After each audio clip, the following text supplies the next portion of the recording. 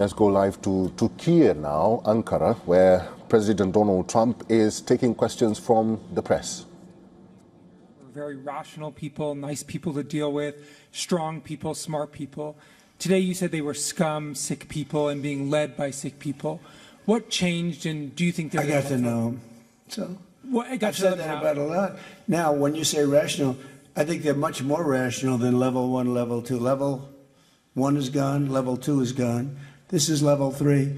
I think they are more rational, but based on their actions over the last week or two, they're not doing a service to the people. And I think more than anything else is I got to know them. And I'm not sure I want to make a deal with them. We can play games, but I'm not sure I want to make a deal. Let's just finish the job. Yeah, please, go ahead. Go ahead. Go ahead.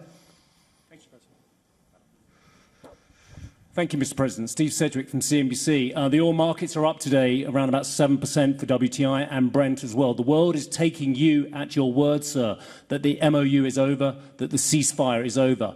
What happens next, sir? Are we on the cusp of a full-scale return to full conflict? I'll tell you what happens next. We're never going to see Iran have a nuclear weapon, because that's much more important than the numbers you're talking about. The prices of oil are dropping like a rock. Now they'll be up a little bit, and this will end very quickly. We have an oil glut right now because we got all those boats out of the Strait, and it's going to drop, and I've predicted everything. I've been right about everything, and I have been for a long time. That's how I got to be president 3 times. That's how I won 3 elections. I did very well in the second one, won it. It was a rigged election, but I've been right, and oil's coming down. Now, I have to make sure of one thing, that we don't have lunatics having control over nuclear weapons. So we have that now. There's no way they have a nuclear weapon. We have cameras, as an example, on the site that those beautiful B-2s at 1 o'clock in the morning 10 months ago blew up. They blew it up. We have cameras, that's called Space Force, if they're in space. But we have cameras that can read the badge of the person going over to a site, Mohammed something. We say it's Mohammed something is there with shovels. Well, shovels won't get you there. The biggest machinery in the world probably won't get you there, if you want to know the truth. It's way, way below. But we're watching that. And if anybody goes there, they get blown up. So nobody's going to touch that. Eventually, we'll take it. But what we do have is we have that. That's gone. If we wouldn't have had that, they would have had a nuclear weapon, and they would have wiped out Israel. If I weren't president, Israel wouldn't exist. And we did it 2 times. When the JCPOA, the Obama deal, when that was originally conceived, everything went to Iran. 1.7 billion in cash, hundreds of billions of dollars. They thought they could buy peace with these people. You can't do that. So the big thing we have is more important than anything we can talk about is you can't let lunatics have nuclear weapons. And we've stopped that. And that should have been stopped on a couple of other occasions, too, with different countries, but they didn't do that. Yeah, please.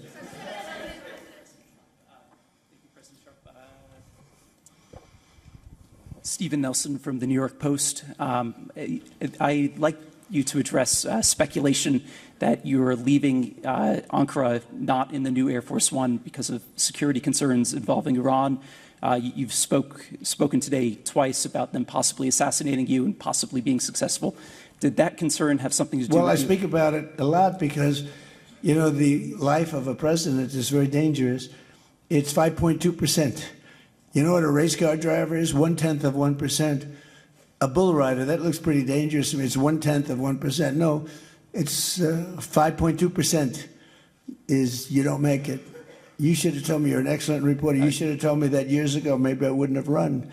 It's a very dangerous profession.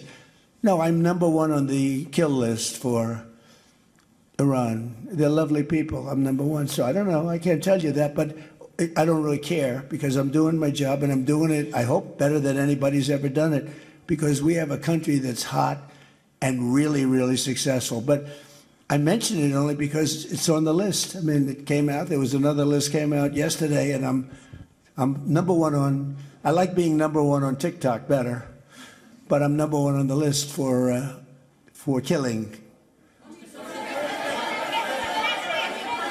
Go ahead. Hey, Sean McCreesh, New York Times. But why aren't you flying the new plane home? Say what? Why aren't you flying on the new Air Force One home? It's flying to Europe, to one of the big bases, 2 or 3 of the big bases, where we can show it to the people. And we'll be going home by normal methods. But we have it going to Europe, to a couple of bases, actually one in particular, but it's going to go to a couple of bases, stop, so the soldiers can see it, because it's truly magnificent. Yeah, please? Go ahead. You want to go?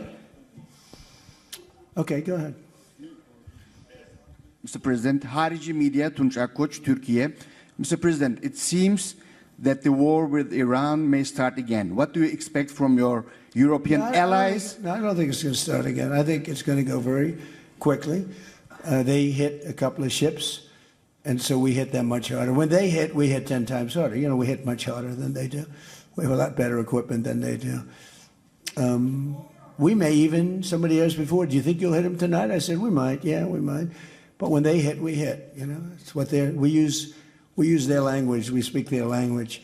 No, I don't think so. I think anything that happens is going to be over very quickly, and we'll only make it safer, including for oil.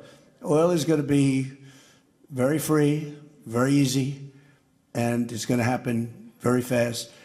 We have the Hormuz Strait. The boats have pulled out.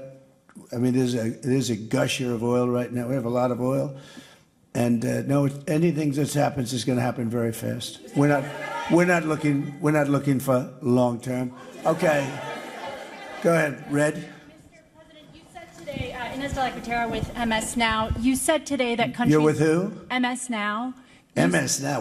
That's a failing network. Why would you want to work for them? MS Now, can you imagine?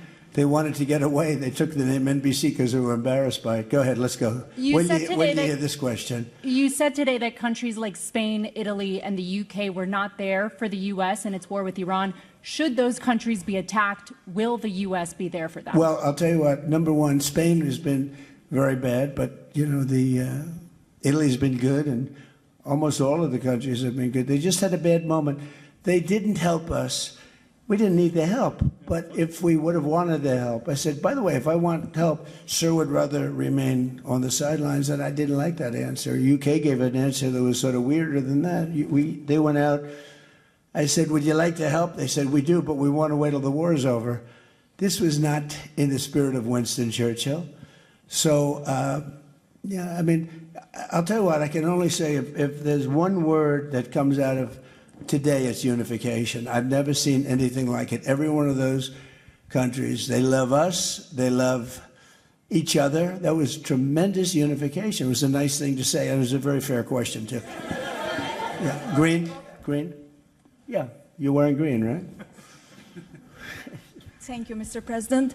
Eda Turul from Haber Global TV, Turkey. Mr. President, after your meeting with President Erdogan, can you tell us whether you and President Erdogan reach an understanding on Turkey's return to the F-35 program and the future of U.S.-Turkey defense cooperation? And do you believe U.S.-Turkey relations are entering a new chapter right now?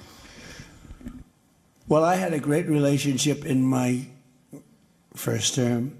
You remember Pastor Brunson, and he was put in jail for 35 years, and I called. He was an evangelical hero, actually, very good man. And I called President Erdogan, and he let him out. I didn't pay anything like Obama and Biden pay billions of dollars all the time. I never paid any for anybody. I just tell him, let him out. Let him out. But in this case, I didn't say it the second way. I said it the first way. I said, look, he's a good man. He's highly respected in the evangelical, and I'd like you to let him out. And he was in my office, in the Oval Office the following day, Pastor Brunson. I had a great relationship. When Sleepy Joe Biden got in, bad things happened with a lot of things between the border. Everything was bad. We were laughed at all over the world, and we had a very bad relationship with a lot of countries. I think Turkey was one of those countries. But that changed on November 5th when we had the election, and it's one of our best relationships. We have a great relationship, and they're talking about the F-35 airplane, and it's the best plane, and everybody wants it, and we have to make a decision who we give it to. I mean, my inclination, because he stayed out of, he's not a huge fan of Bibi, and he's not a huge fan of Israel, but he stayed out of that war. He could have gone into that war very easily, and he didn't. At my request, he stayed out of that war. He's been a very good ally. I mean, Marco could tell you, we have a very strong relationship with Turkey. You know, it's a very big country.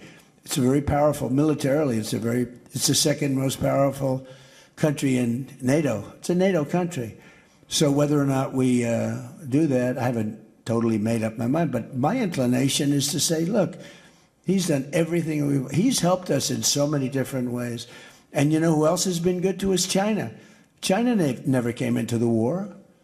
They get 50% of their oil from Hormuz Strait. They never came into the war. They never said, I'm going to send a ship in 5 destroyers along each side of the ship. They never did. No, President Xi's been great. Everyone's been sort of great, to be honest. You know why? Because they respect our country again. They laughed at our country. They thought we were a bunch of fools. They saw a president that couldn't talk, he couldn't walk. He was a disaster.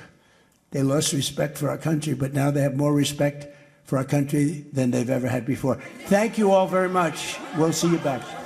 Thank you very much, everybody.